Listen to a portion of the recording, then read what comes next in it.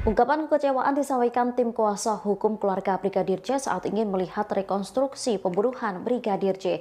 Kamarudin Simanjuntak mengaku pihaknya diusir oleh Direktur Tindak Pidana Umum Bareskrim Polri, Brigjen Andi Rian Jayadi. Disebutnya kala itu Brigjen Andi hanya mengatakan pokoknya. Dirtipidum Mabes Polri Brigjen Pol Andi Rian Jayadi membenarkan adanya larangan kepada kuasa hukum keluarga Brigadir J.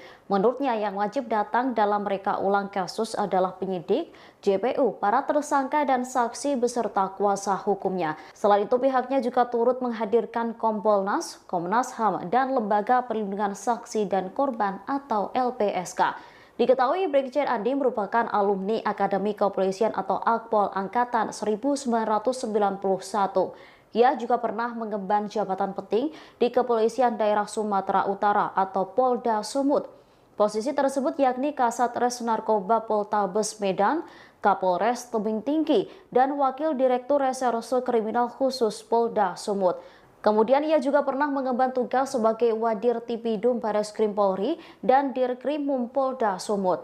Brigjen Andi lalu dimutasi ke Mabes Polri di masa Kapolri Jenderal Idham Aziz, yaitu pada Selasa 17 November 2020. Ia awalnya menjabat Karo Korwas PPNS Bareskrim Polri yang sebelumnya dijabat oleh Ferdi Sambo. Kemudian Ferdi Sambo diangkat menjadi Direktur Tindak Pidana Umum Bareskrim Polri. Dalam mutasi berikutnya, Ferdi Sambo diangkat menjabat sebagai Kadif Propam Polri. Brigjen Andi lantas dipercayai menjabat sebagai Direktur Tindak Pidana Umum Bareskrim Polri menggantikan Ferdi Sambo.